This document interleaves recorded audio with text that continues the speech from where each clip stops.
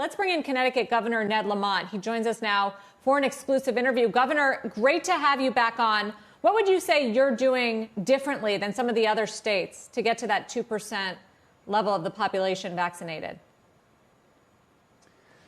Hi, Sarah. We're going to get all of our nursing homes are going to have their first shot vaccine by the end of this week. That's really important. That frees up capacity over time in our hospitals as well. We have good partners in Walgreens and CVS. Now we're working with them to start getting out to the retail outlets. So once they have the nursing home done, then we'll be able to better, by appointment, get people vaccinated at CVS itself. So are you done with all of the healthcare workers? We're looking at the 1A eligibility here. The nursing home residents and the first responders. Can you move on? Okay. We're not quite there yet, Sarah. We've got we're getting everybody their first vaccine. Nursing homes this week. It'll take the hospitals another couple of weeks. Then we start with the second vaccines. Look, it's a logistical Rubik's cube. Let's face it. Sub-freezing, 70 degrees below, 3 weeks, 4 weeks. But right now we have a lot of really good private sector manager types in our state government, and we're handling these logistics very methodically.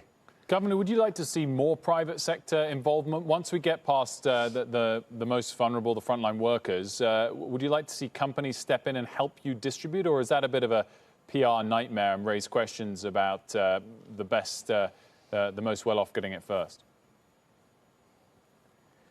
Well, Wilford, I mean, as you know, CVS, Walgreens, Walmart, they've got a big retail distribution facility. So after the nursing homes, we're going to be able to roll out more broadly. So the private sector is very involved in this. I will tell you that, look, let's face it, the federal government made a mess when it came to the PPE and say every state's on their own. There was no distribution network at all. We've done much better, I think, so far in terms of vaccinations, bulk purchase up front. They're getting it out to us, and now it's our job to get it administered. I'm sort of surprised to hear you say that, because there's been a lot of criticism on the part of the states for the federal government and the federal government to the states on just how slow it's going. We were supposed to have 20 million Americans vaccinated by the end of 2020. We did a fraction of that. So whose responsibility is that? Look, the federal government's responsible for the supply chain, no question about it, Sarah. And let's say it's a pretty low bar saying we're doing better than we did with masks and gowns back in April. But look, our vaccines have come more or less on time. They are being delivered to the hospitals and nursing homes as scheduled. We're tracking that very carefully. But, it's going to be much more complicated when we get to the next group of essential workers. Many want to get to the front of the line. Many are hesitant about getting vaccinated. And these vaccines all have a shelf life. So that's what the management issue is going to be.